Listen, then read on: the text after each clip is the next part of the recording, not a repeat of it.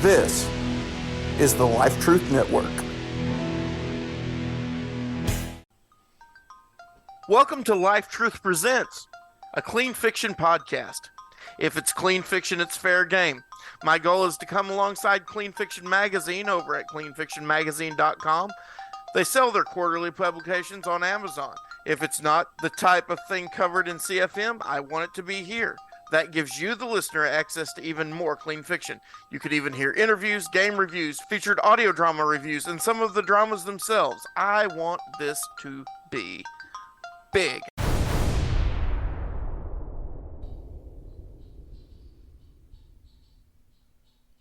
Welcome to Life Truth Presents, a clean fiction podcast. The summer of Clean Fiction Magazine is out, ready for you to grab and enjoy. More book and audio drama reviews, more serials such as Her Father's Mantle and Stronghold, so you get to catch up on those. Amazon still has them, and of course you can always go to cleanfictionmagazine.com.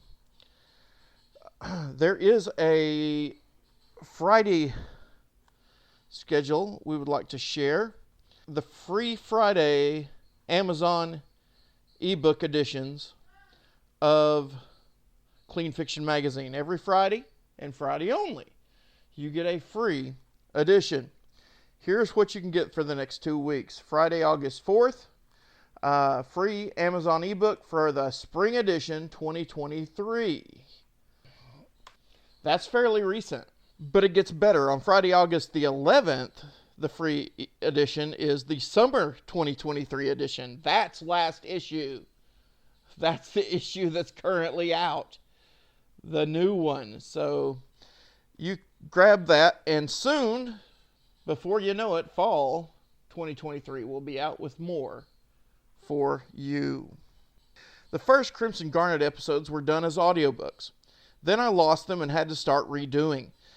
Enter Jimmy David Robbins, who began to re-record these with style and professionalism, each one improving on the next. Today we are going to hear the audiobooks he did for the series, which were followed later by the audio dramas.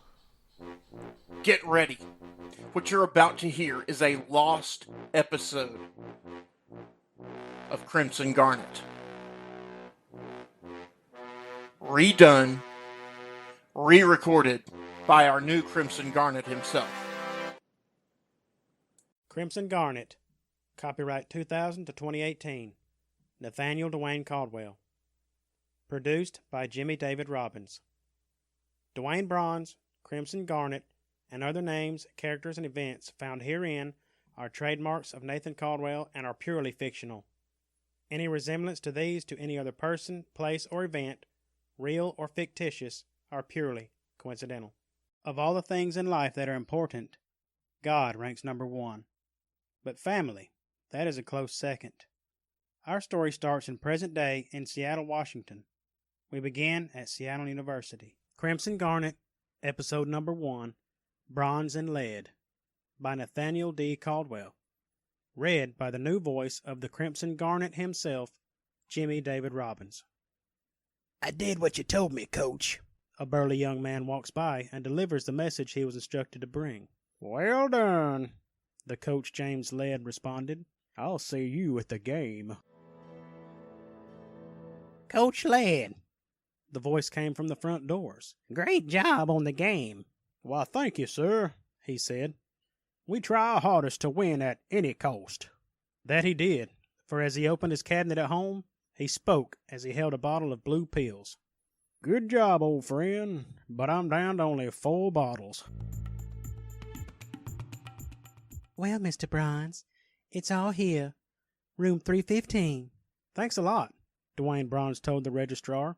I'm always here to help, She said. Dwayne Bronze had finally started college. Like many other students, he felt like high school would never end. Now, he was on his own in the great big world. A graduate of Seattle High, he received many honors, as well as a full scholarship to Seattle University. He was ready to take on the task, but he was a little anxious. He was about to come up to his door when he heard yelling come out of 314. I don't care what you do. No bucks, no drugs. You got that? Good. Dwayne couldn't believe his ears. He opened the door to his room. Anyone in here? Come on in. a young man said. I'm just resting. You my roommate? Yeah. Are you new here too?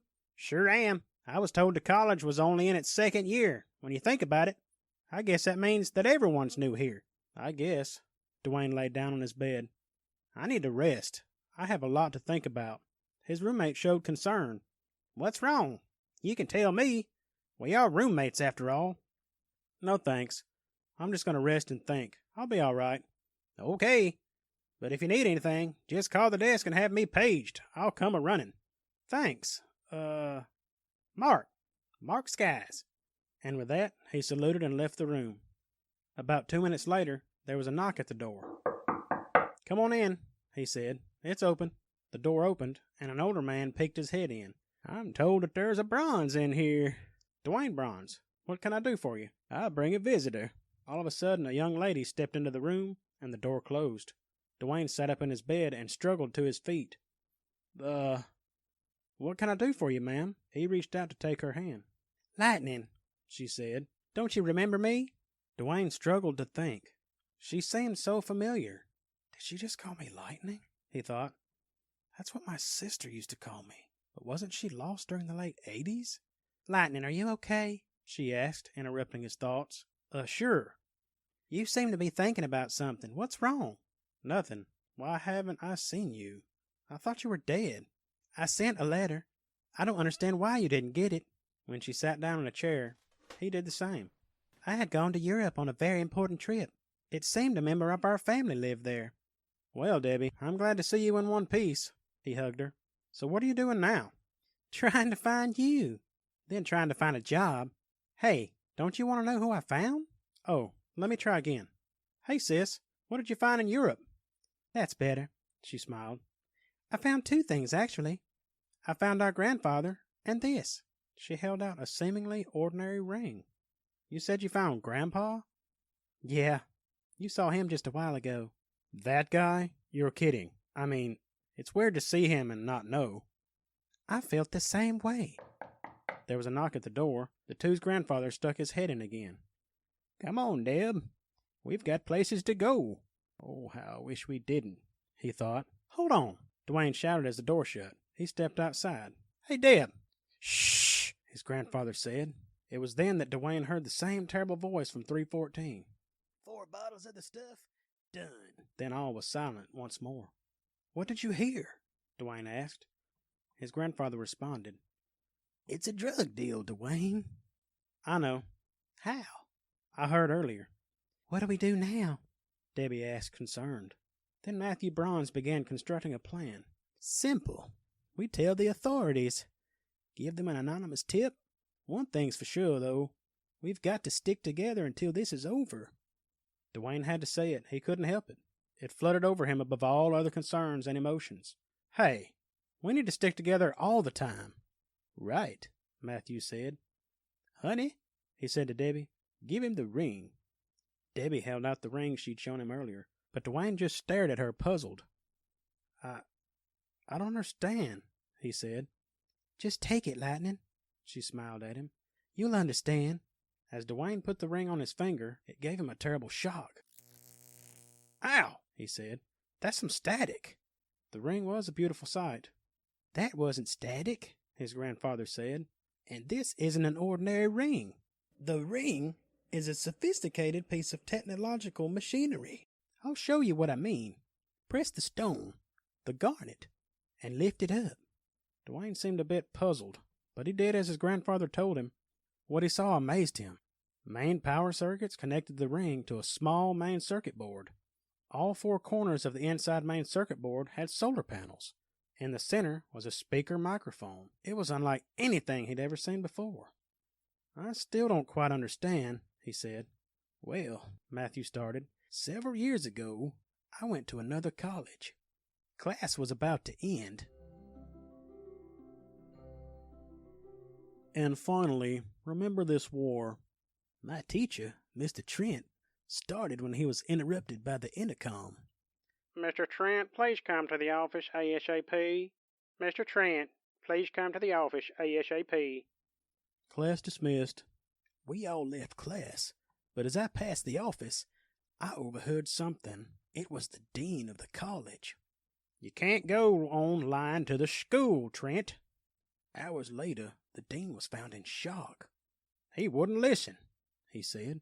I warned him, but he just would not listen. I know, an assisting officer said. Let's just go. Later, I overheard just why he was found in that state.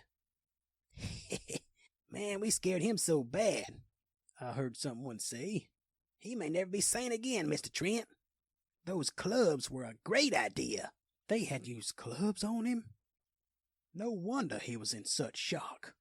He had been tangling with violent men. I never knew that college could be such a dangerous place. It was then that I decided to create an item that would work in self-defense. I was a student in electronics, so I knew the ins and outs of circuitry, hardware, etc. I decided to create a device with solar power and voice command capabilities.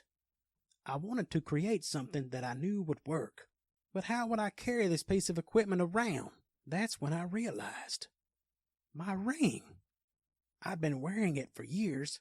I hollowed it out, put a hinge on the stone, and there you go. Where are we going, anyway? Dwayne asked while they were walking down the outside walk to his grandfather's truck.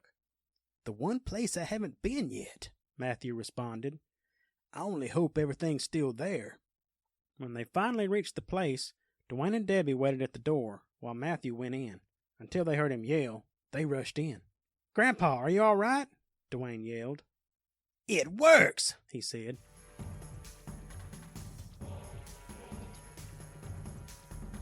They cleaned up the room and unpacked some camping equipment. While his sister was sleeping, Dwayne watched his grandfather call up some very old records. You see, Dwayne, he said, these are all of my records on the ring. That's great, but how can we stop that dealer? Be patient. When the time comes, you'll know it. When morning came, the group headed out. They went to David's apartment for a final provision. I didn't stop at making this ring a defense item, Matthew said. I wanted to make a difference. Now you can too. He opened his old trunk.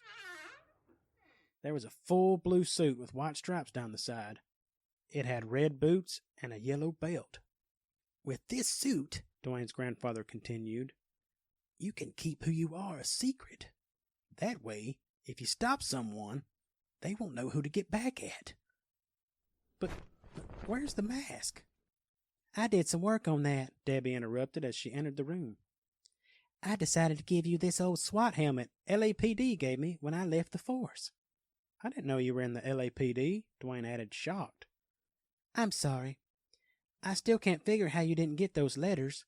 Anyway, I reworked the helmet, covered the mic with a special insulated cover, and gave it all a paint job to match the suit. Ingenious, Matthew exclaimed. I get it from my grandfather, she smiled. Here's the last of it, Mr. Ladd, the trucker said. That's great, James Ladd responded. Put that over by the others. Finally, he thought, more supply. Dwayne Braun saw the bags of drugs over on the corner of the building. Bingo, he said. His grandfather replied on the headset. Okay, Dwayne. To activate the ring, raise it to the sun and call Garnet. Though a strange request, Dwayne had learned to trust his grandfather. He raised his ring to the sky and yelled, Garnet! Then, something seemingly miraculous happened. Lightning struck his ring, but he wasn't hurt in the least. On the contrary, Dwayne felt the adrenaline flowing through his body as never before. He gained tremendous energy. What next? He thought. He waited just a moment. Looks like rain, Dwayne heard the trucker say. Never mind that, the malevolent coach responded. Now we sell for even higher prices. Then Dwayne knew he had his chance. Over my dead body, he said. That can be arranged, the evil man exclaimed. Get him! Suddenly, 2 more guards ran out of the truck that had once carried the toxic merchandise. All 3 drew their guns, but before they had a chance to fire, Dwayne ran and knocked the gun out of every single guard. They were confounded, but so was Dwayne. How could I be running so fast? He thought. In less than 2 seconds, he had knocked the guns out of all the men and found himself staring the coach down. He kept his cool. Come with me. He said. Sure. James Ladd couldn't think straight. He didn't have the mind to continue his evil now, not after being so confused by this unreal crusader. Before long, James Ladd was behind bars. How did you do it? How did you find out about this deal? The police sergeant was amazed. Someone who worked for him was overheard talking in a phone conversation. The costume Dwayne answered. There's a reward in it for you if you just give me your name. No! Matthew's voice came booming over the mic. Dwayne responded to the officer. I'm sorry. I don't need a reward. Just say... He looked down at his ring. Say that a Garnet apprehended the criminal. The end. Or is it? Music by Kevin MacLeod at Incompetech.com and is under a Creative Commons 3.0 license. Sound effects by freesound.org and is under a Creative Commons 1.0 license. This has been a Protectorate production. Thanks for listening. Yes, I realized the sound there was a bit lower, but this next episode should be an improvement upon that.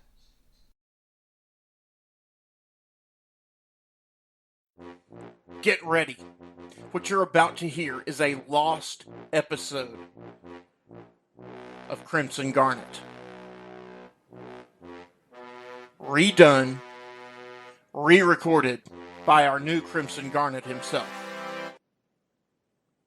Crimson Garnet, Episode 2. When Dwayne Bronze was given a very special gift, he gained an enormous responsibility. Now, whenever Dwayne Bronze raises the solar panels in his ring to the sun and activates the voice command, he becomes Crimson Garnet. In How to Catch Lead Again. The voice of Matthew Bronze booms through the Garnet's helmet speakers. Keep it up. Don't stop until you've reached the place where your sister is being held. Yes, sir. He replies. Deborah Marie Bronze, if you've gotten yourself killed, He travels at a phenomenal speed to his location in an attempt to help his sibling. Matthew shakes his head and replies via the speakers. Dwayne, get a hold of yourself. We're doing all we can. I may be old, but I still know how to protect my family.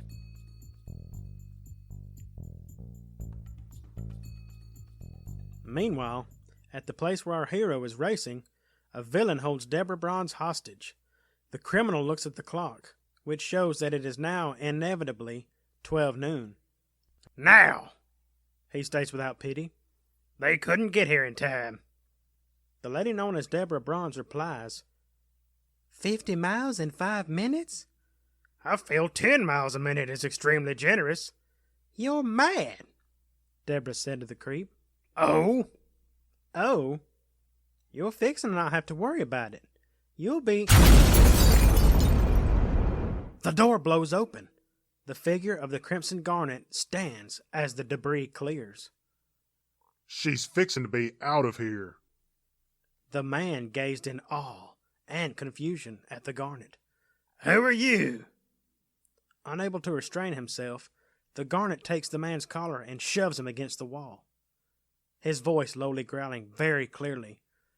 A very bad dude, man. The voice of Matthew Bronze booms through the headset, as always, only heard by Dwayne, the Crimson Garnet. What's that supposed to mean? Whatever it was supposed to mean did the trick. Tears of panic filled the man's face. Hey, look, I didn't mean anything. I wasn't going to hurt anyone. Honest. Don't do anything rash, okay? You can have the hostage. I won't bother anyone again, really. Matthew's voice speaks. He's telling the truth, I can tell. Dwayne speaks. Uh-huh. A confused look hits Deborah's face as the Garnet lets the man free. Okay. Go. But don't do it again. The man runs off without a moment's hesitation, fearing for his life. Deborah embraces her brother who wears the suit of the Crimson Garnet. Thanks, Lightning. Dwayne is left basically speechless. Well, uh-huh. As they leave the building, Matthew's voice booms over the speakers in Garnet's helmet yet again. A very bad dude? Dwayne shrugs. Hey, it worked, didn't it?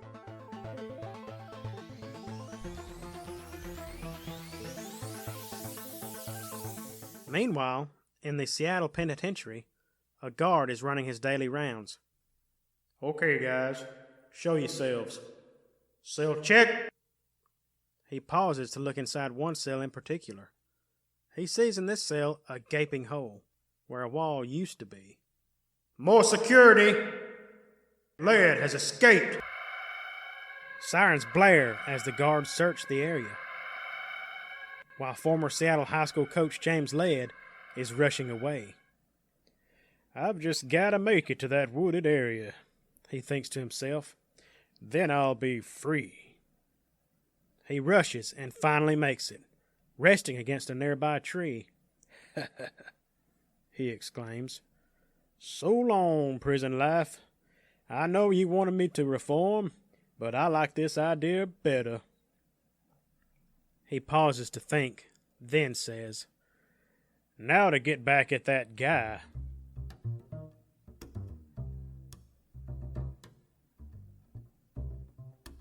Good job, Dwayne. The lab of Matthew Bronze does not hold much, but it does hold all records and is the Bronze's family base of operations. Thanks, Grandpa. Dwayne responds. That mission just goes to show you what you always say. What's that? He takes off his helmet. That some people aren't as tough as they act when you try them. He puts his secret identity away in its storage. Some type of chest. Time for class, Grandpa. See you later. Later, son, he says. Come back if you need to, he shouts as Dwayne Bronze leaves. I will.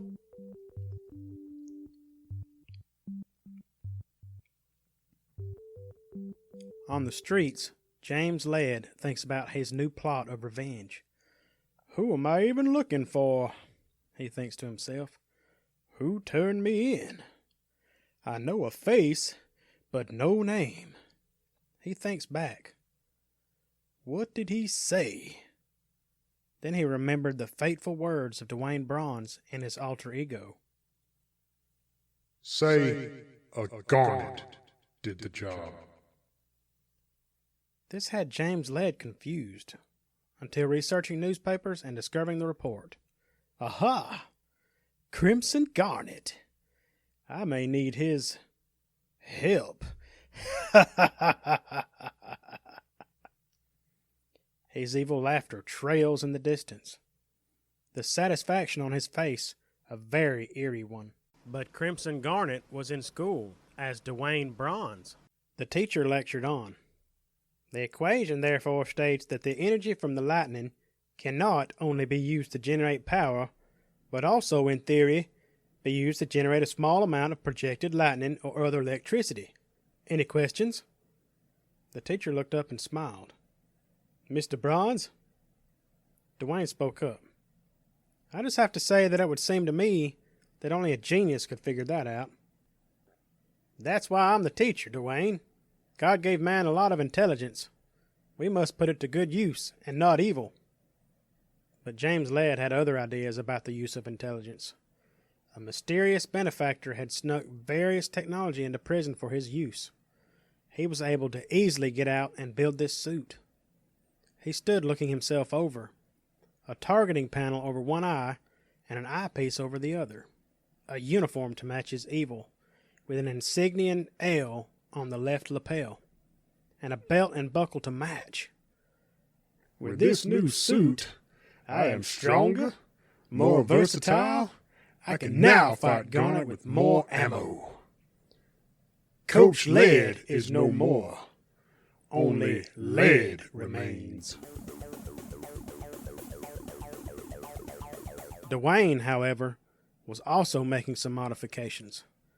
He touches his tool to the ring's internal components, and it sparks. There! Done. Dwayne closes the ring and puts it on. But does it work? He raises his ring to the sun and calls, "Garnet!"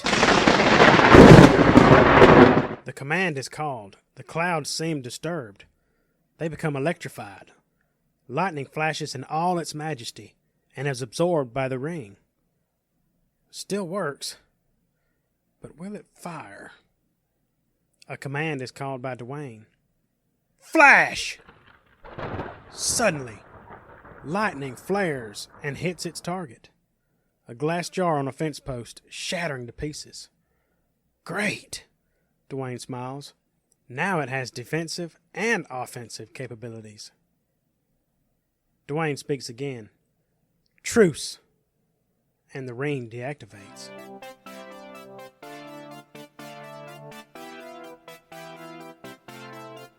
Half an hour later, Led was searching for his foe. Where's the Garnet? His voice sounded of menace and villainy as he grabbed the man's collar and backed him against the wall. I don't know, man. Honest. Leave me be, please. No can do. I am in desperate need of a companion. Or should I say, hostage. No. No! The glare in his eyes showed satisfaction. As the stranger's fears were brought forward. Yes. Yes, oh yes. I will find the Crimson Garnet. The Crimson Garnet was not aware of his hunter when showing the ring's new power to his grandfather. Dwayne, his grandfather said excitedly. The target. It's charred all the way through. Truce. The ring deactivates. All because I stayed in college after starting this. Cool. Very cool, Dwayne. Somewhere deep in the city. So, do you come to me with results? A black-robed stranger speaks in a strange Irish voice, tinged with technology. They don't see his face. Yes, sir. They follow his wishes. Speak then, he says. His spies are everywhere. All is going as planned.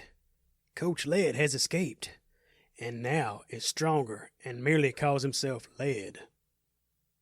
The man speaking was well dressed in a suit and tie. However, this Garnet creep is very threatening. Very interesting. We will win. The city will know of Street Boss, he continues. Go and tell Led what his new job will be. Yes, sir, the man responds.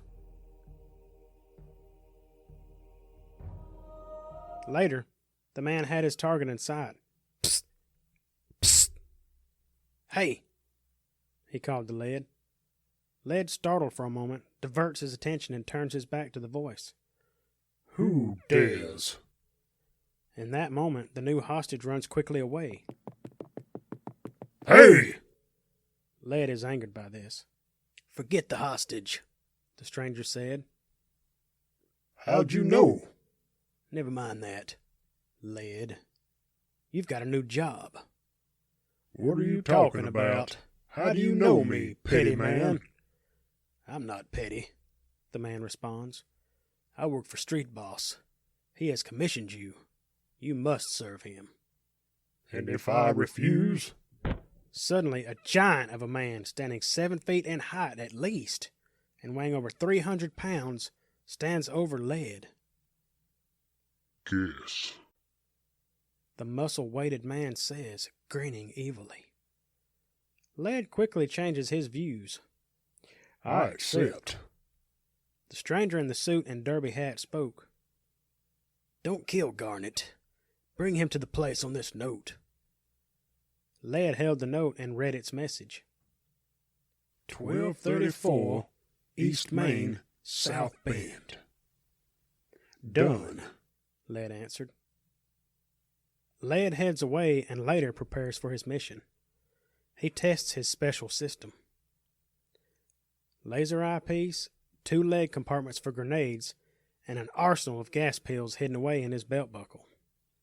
Also, Led was armed to the teeth with his bow strapped to his back, bayonet gun and sheath for that, and various other optionals, including a gas mask in his collar. Not forgetting one extremely mean boss. What's Dwayne Bronze doing in all this? His grandfather's truck races across the road. Is he running errands? Closer inspection reveals several police cars, sirens blazing, following him, keeping up his speed. Is he running from the law? Of course not. He's helping the law. Crimson Garnet stands in front of the alley where the drugs were dealt. This is the last place I saw him, officers. That is, before he was caught. Thanks, one officer replies. You've helped a lot. Garnet has found out about the escape. I sure hope so. I hate drugs. We all do here. I know. I just wish I knew where lead was. Unfortunately, the feeling was mutual. Not had enough? Well, episode 3 is coming soon. To be continued. You have been listening to Jimmy David Robbins. Music was by Kevin MacLeod of Incompetech. And sound effects were from freesound.org. This has been a Protectorate production. Thank you for listening.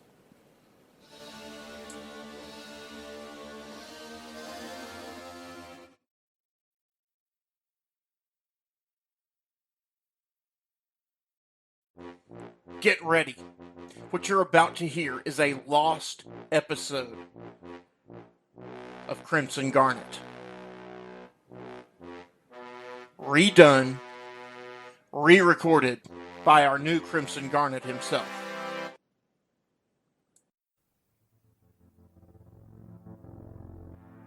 When Dwayne Bronze was given a very special gift, he gained an enormous responsibility. Now, when he raises the solar panels of his ring to the sun and activates the voice command, he becomes Crimson Garnet in Confrontation.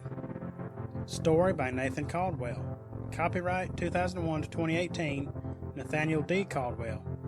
Crimson Garnet and other related characters and stories are trademarks of Nathan Caldwell. James Ladd, come out with your hands over your head.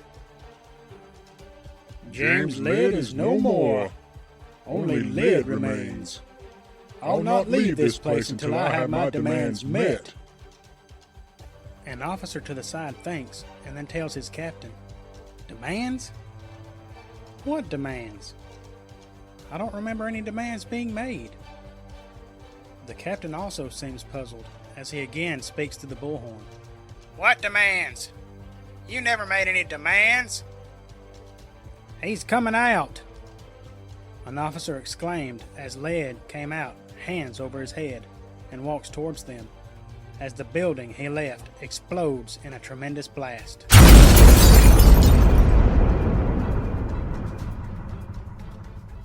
Then Ladd speaks.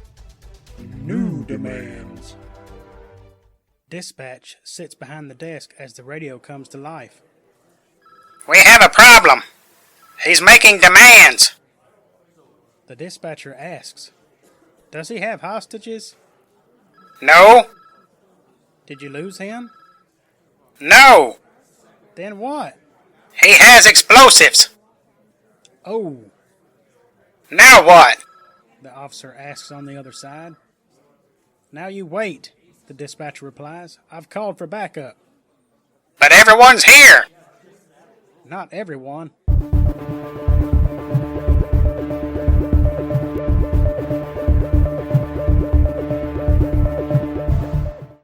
Garnet!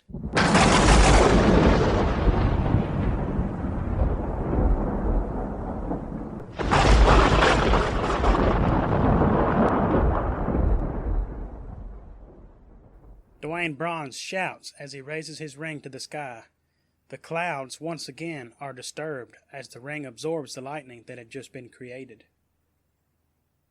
An officer nearby glances up and says, Was it supposed to rain today? Ladd says to himself, Now where have I heard that before? The Garnet rushes up by him. Hey, Coach Fancy Suit. He mocks. It's lead, boy. Just lead. Any last words? Yep. He smiles as his eyepiece rotates. This eye is a laser. Thanks for meeting my demands. Come with me, please. And if I refuse, what then? Matthew Bronze chimes up on the radio. I don't think you should refuse. He scares me. Ladd answers the question. I blast you here and now. Don't go hero on me, Garnet. Not smart. You'd better play along. Dwayne hears the radio message and says to Ladd. All right. That's good. Ladd answers.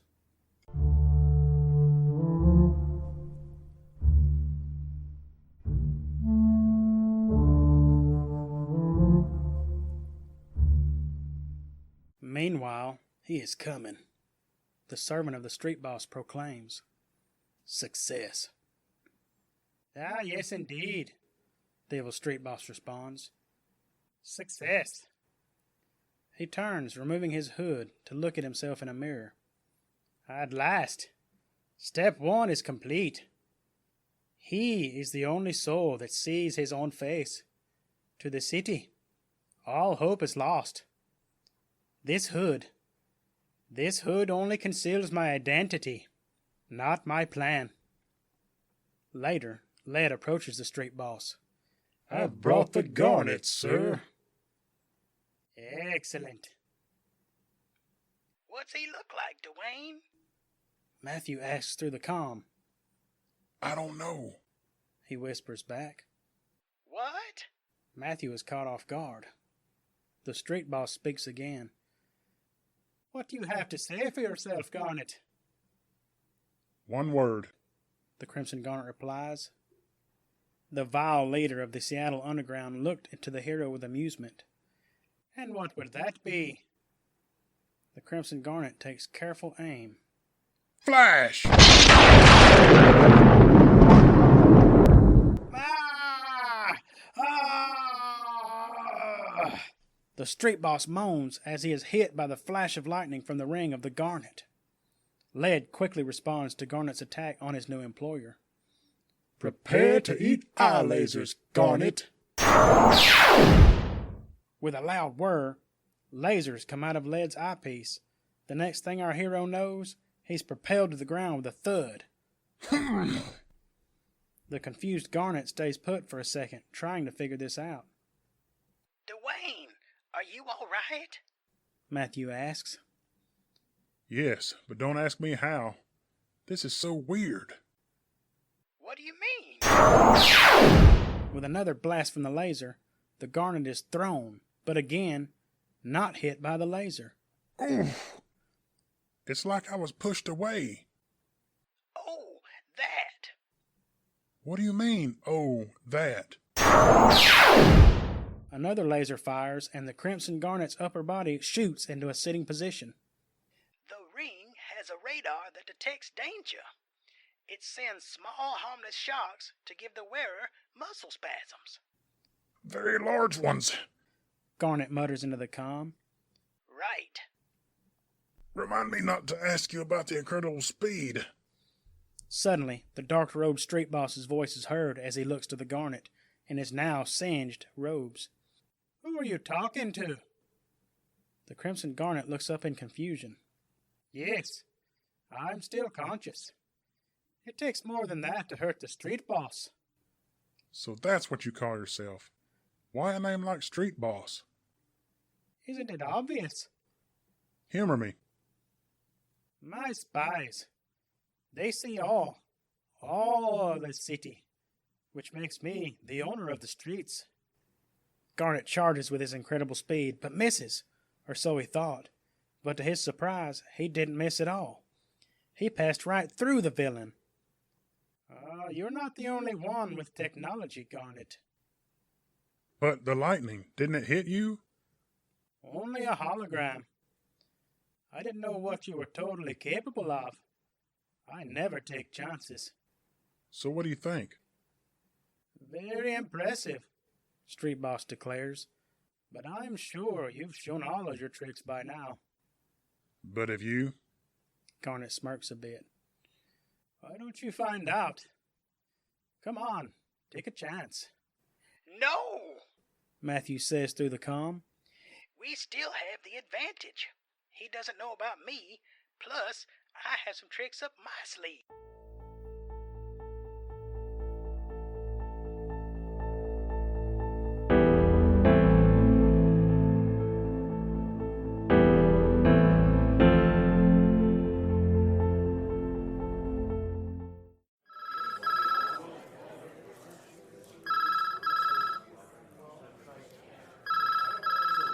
The phone rings yet again in the busy precinct.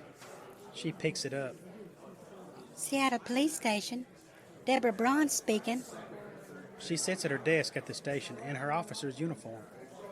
Debbie, this is Grandpa. Plan A. But Officer Deborah Bronze is not confused, however. She knows what this means exactly.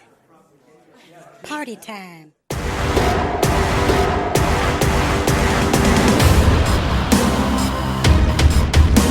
Matthew speaks to Garnet through the speakers. Debbie and I are on our way. Stay calm. Try to keep him talking.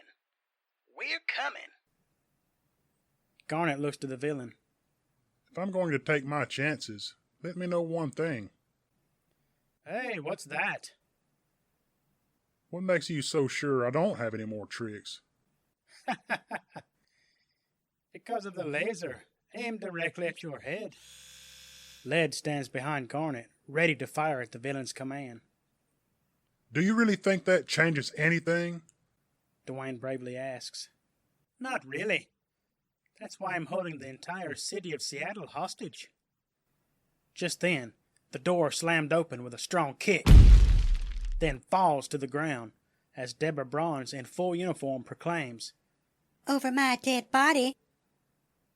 But Led had just that in mind. With a quick fire of the laser, it was about to be all over for Deborah Bronze. But quick thinking Dwayne had a better idea. No! With his phenomenal speed, he rushed and swept Deborah Bronze, his sister, off her feet. Thanks. She smiles. That's my job. He responds to her. Very well, the street boss says. If you want the city to... To what? Matthew Bronze appears inside the room. You can't win, Street Boss. Officer Bronze states to the villain. Street boss, you're under arrest. I will now read you your rights. You have the right to... But the villain disappeared with a poof. To do what? The voice comes from all around them. To remain silent. Did you forget about the city? Weaklings. Well, she's about to blow. A clicking is heard. What? This thing isn't working. Hey! Crimson Garnet shines a bright grin. If you want to explode a bomb, you'll need a detonator. I found yours in the observation room and dismantled it. When did you have time to do that? When I rescued the officer, I noticed something out of the corner of my eye. I'm pretty quick, as you may have noticed. I have time to check it out and get rid of it. It's over, Street Boss, Matthew says. Ah, well, maybe next time. The voice fades away. Street boss, Debbie exclaims. come out now. Matthew looks to her. He's gone, Debbie. And so is everyone. Garnet adds, noticing the now empty room. But I have a feeling we'll meet again. A strong feeling.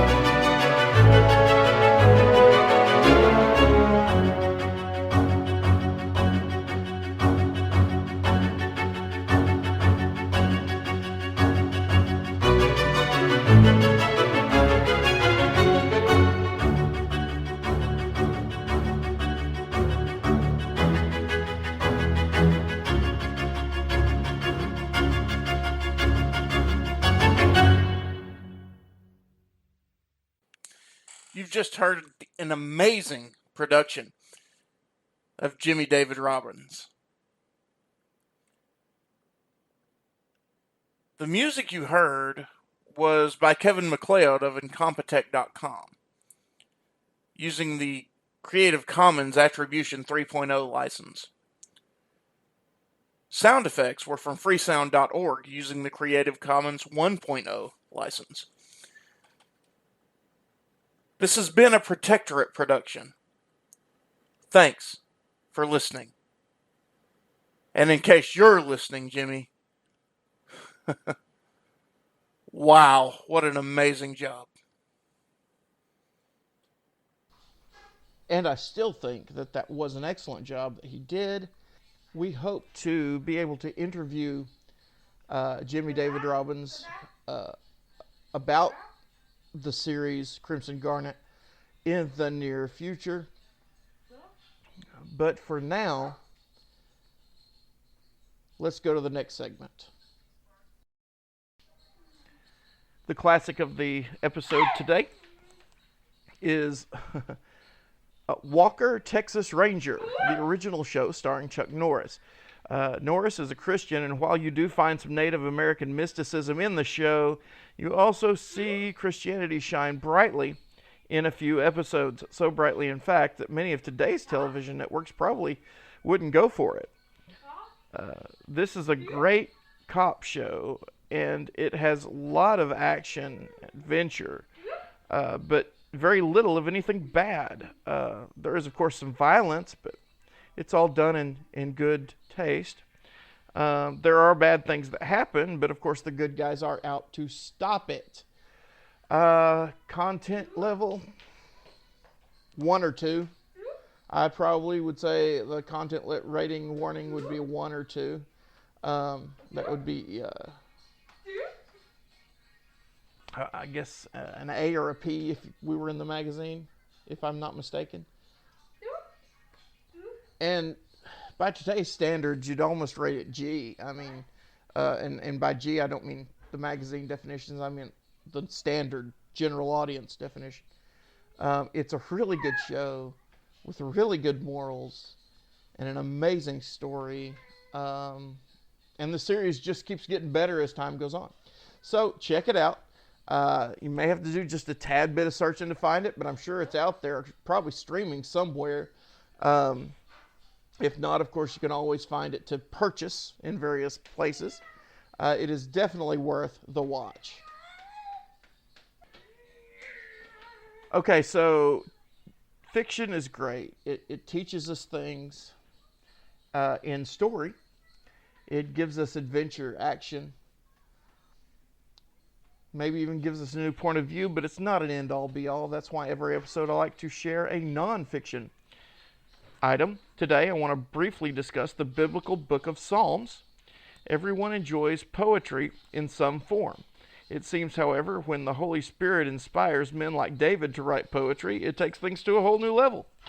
You see deep emotions expressed, as well as times when predictions of Christ occur centuries before his appearance on earth. Check out the biblical book of Psalms. Really easy way to find it if you have a physical Bible is hold up your Bible and open it in the very center, and you'll probably end up in Psalms. If you have digital versions of the Bible, it's even easier to find. Why is it that I say I'm better than I deserve? Well, I'll be honest. The Bible says all have sinned, and that includes me. And the penalty for sin is death. I look at my son over here. He's having a blast on his tablet. And there's nothing wrong with that, but a lot of times we, as humans, will have a blast in our lives, and a lot of times what we do is terrible. But no matter what we do, everyone has done something that God is against, because that is our nature. the wages of sin being death, that means I deserve hell. But Jesus, God in the flesh, came so that he would die and take my place,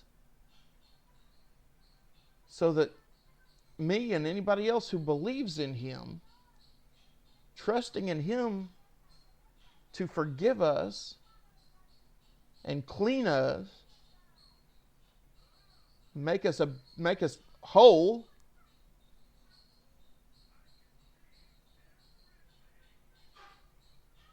can be right with God. Jesus, his death, makes those who trust in him right with God. And Jesus rose so that death will not hold even me in the ground. So I am always better than I deserve.